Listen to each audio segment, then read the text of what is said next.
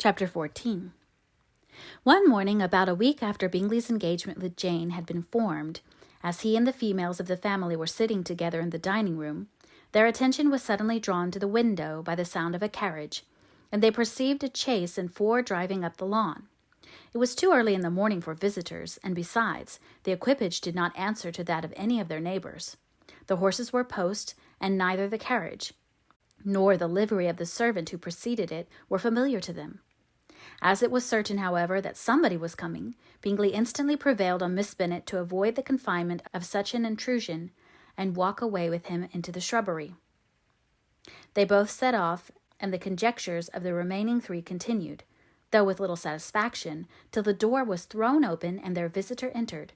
It was Lady Catherine de Bourgh. They were of course all intending to be surprised, but their astonishment was beyond their expectation, and on the part of Mrs. Bennet and Kitty, though she was perfectly unknown to them, even inferior to what Elizabeth felt. She entered the room with an air more than usually ungracious, made no other reply to Elizabeth's salutation than a slight inclination of the head, and sat down without saying a word. Elizabeth had mentioned her name to her mother on her ladyship's entrance, though no request of introduction had been made. Mrs. Bennet, all amazement, though flattered by having a guest of such high importance, received her with the utmost politeness. After sitting for a moment in silence, she said very stiffly to Elizabeth, "I suppose you are well, Miss Bennet. That lady, I suppose, is your mother." Elizabeth replied very concisely that she was. "And that, I suppose, is one of your sisters?" "Yes, madame," said Mrs. Bennet, delighted to speak to Lady Catherine. "She is my youngest girl but one. My youngest of all is lately married, and my eldest is somewhere about the grounds, walking with a young man who, I believe, will soon become a part of the family." "You have a very small park here," returned Lady Catherine after a short silence. "It is nothing in comparison of Rosings, my lady, I dare say, but I assure you it is much larger than Sir William Lucas's." "This must be a most inconvenient sitting-room for the evening in summer. The windows are full west." Mrs. Bennet assured her that they never sat there after dinner, and then added, "May I take the liberty of asking your ladyship whether you left Mr. and Mrs. Collins well?" "Yes, very well. I saw them the night before last." Elizabeth now expected that she would produce a letter for her from Charlotte, as it seemed the only probable motive for her calling, but no letter appeared, and she was completely puzzled. Mrs. Bennet, with great civility, begged her ladyship to take some refreshment, but Lady Catherine very resolutely and not very politely declined eating anything, and then rising up said to Elizabeth, "Miss Bennet, there seems to be a prettyish kind of little wilderness on one side of your lawn. I should be glad to take a turn in it, if you will favour me with your company." "Go, my dear," cried her mother, "and show her ladyship about the different walks. I think she will be pleased with the hermitage." Elizabeth obeyed, and running into her own room for her parasol, attended her noble guest downstairs. As they passed through the hall, Lady Catherine opened the doors into the dining parlour and drawing-room, and pronouncing them, after a short survey, to be decent-looking rooms, walked on. Her carriage remained at the door, and Elizabeth saw that her waiting woman was in it. They proceeded in silence along the gravel walk that led to the copse. Elizabeth was determined to make no effort for conversation with a woman who was now more than usually insolent and disagreeable. "How could I ever think her like her nephew?" said she, as she looked in her face. As soon as they entered the copse, Lady Catherine began in the following manner. "You can be at no loss, Miss Bennet, to understand the reason of my journey hither. Your own heart, your own conscience, must tell you why I come." Elizabeth looked with unaffected astonishment. "Indeed, you are mistaken, madame. I have not been at all able to account for the honour of seeing you here." "Miss Bennet," replied her ladyship in an angry tone, "you ought to know that I am not to be trifled with. But however insincere you may choose to be, you shall not find me so. My character has ever been celebrated for its sincerity and frankness, and in a cause of such moment as this, I shall certainly not depart from it. A report of a most alarming nature reached me 2 days ago. I was told that not only your sister was on the point of being most advantageously married, but that Miss Elizabeth Bennet would, in all likelihood, be soon afterwards united to my nephew, my own nephew, Mr. Darcy. though I know it must be a scandalous falsehood, though I would not injure him so much as to suppose the truth of it possible, I instantly resolved on setting off for this place, that I might make my sentiments known to you." "If you believed it impossible to be true," said Elizabeth, colouring with astonishment and disdain, "I wonder you took the trouble of coming so far. What could your ladyship propose by it?" "At once to insist upon having such a report universally contradicted." "Your coming to Longbourn to see me and my family," said Elizabeth coolly, "will be rather a confirmation of it, if indeed such a report is in existence." "If?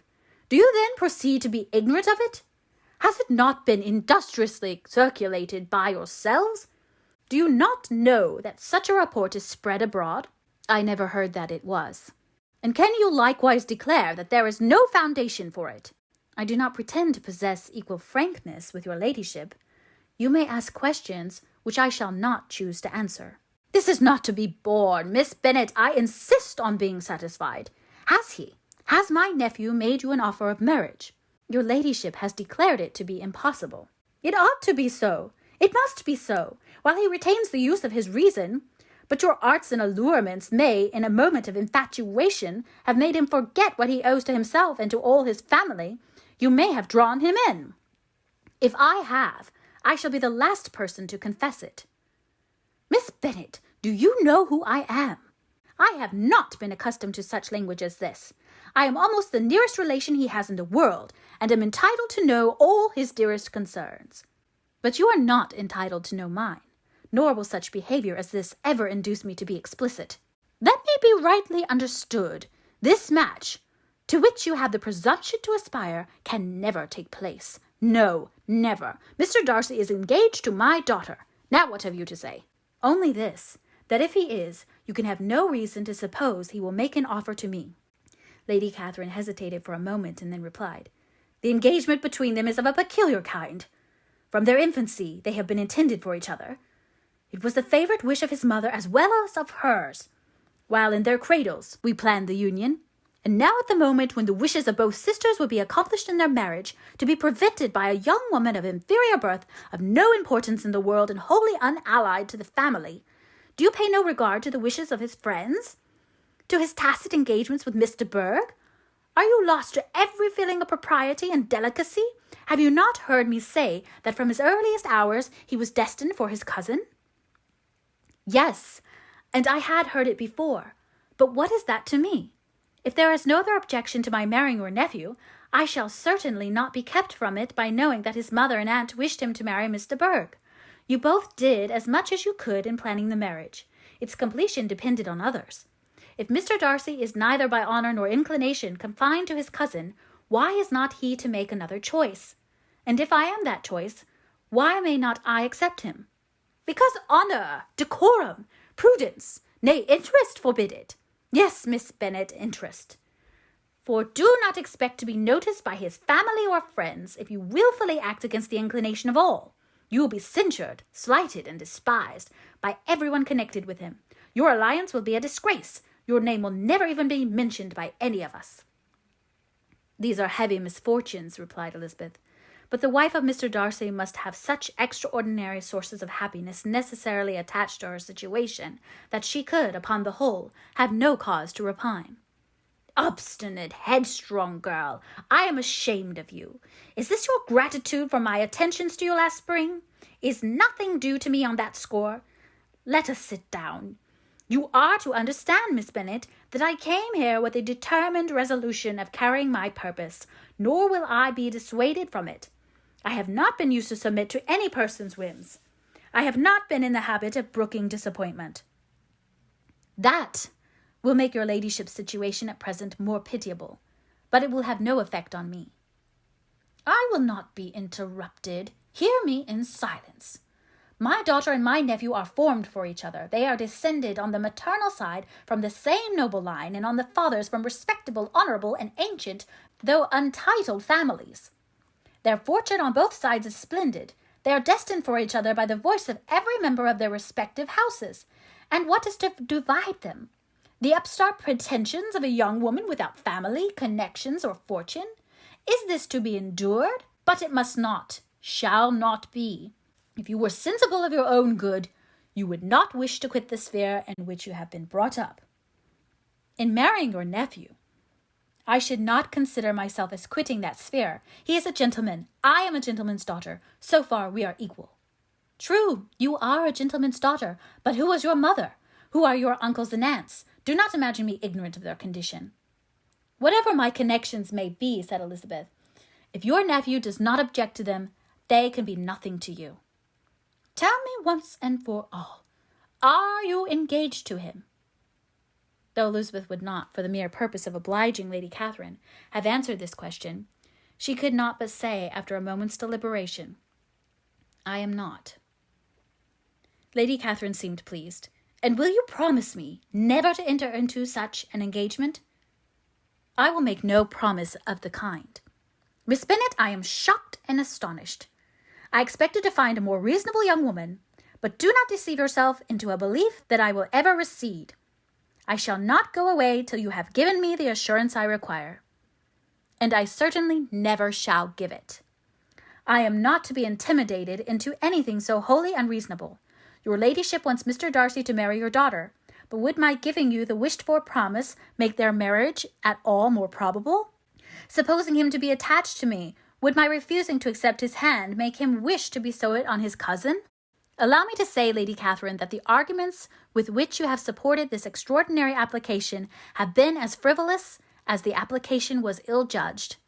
You have widely mistaken my character, if you think I can be worked on by such persuasions as these. How far your nephew might approve of your interference in his affairs I cannot tell, but you have certainly no right to concern yourself in mine. I must beg, therefore, to be importuned no farther on the subject. Not so hasty, if you please. I have by no means done. To all the objections I have already urged, I have still another to add. I am no stranger to the particulars of your youngest sister's infamous elopement. I know it all. That the young man's marrying her was a patched-up business, at the expense of your father and uncles. And is such a girl to be my nephew's sister? Is her husband, is the son of the late father's steward, to be his brother? Heaven and earth, of what are you thinking? Are the shades of Pemberley to be thus polluted? You can now have nothing further to say, she resentfully answered. You have insulted me in every possible method. I must beg to return to the house. And she rose as she spoke. Lady Catherine rose also, and they turned back. Her ladyship was highly incensed. You have no regard, then, for the honour and credit of my nephew? Unfeeling, selfish girl! Do you not consider that a connection with you must disgrace him in the eyes of everybody? Lady Catherine, I have nothing further to say. You know my sentiments. You are then resolved to have him? I have said no such thing. I am only resolved to act in that manner which will, in my own opinion, constitute my happiness, without reference to you, or to any person so wholly unconnected with me. It is well. You refuse, then, to oblige me. You refuse to obey the claims of duty, honour, and gratitude. You are determined to ruin him in the opinion of all his friends, and make him the contempt of the world. Neither duty, nor honour, nor gratitude, replied Elizabeth, have any possible claim on me in the present instance. No principle of either would be violated by my marriage with Mr. Darcy, and with regard to the resentment of his family, or the indignation of the world, if the former were excited by his marrying me, it would not give me one moment's concern, and the world in general would have too much sense to join in the scorn. And this is your real opinion. This is your final resolve. Very well. I shall know how to act. Do not imagine, Miss Bennet, that your ambition will ever be gratified. I came to try you. I hope to find you reasonable, but depend on me. I will carry my point. In this manner, Lady Catherine talked on till they were at the door of the carriage, when turning hastily round, she said, I take no leave of you, Miss Bennet. I send no compliments to your mother. You deserve no such attention. I am most seriously displeased. Elizabeth made no answer, and without attempting to persuade her ladyship to return into the house, walked quietly into herself. She heard the carriage drive away as she proceeded up the stairs.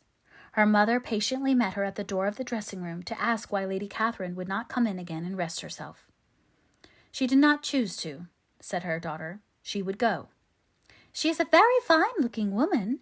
and her calling here was prodigiously civil, for she only came, I suppose, to tell us the Collinses were well. She is on her road somewhere, I dare say, and go passing through Meryton, though she might as well call on you. I suppose she had nothing particular to say to you, Lizzie?" Elizabeth was forced to give into a little falsehood here, for to acknowledge the substance of their conversation was impossible.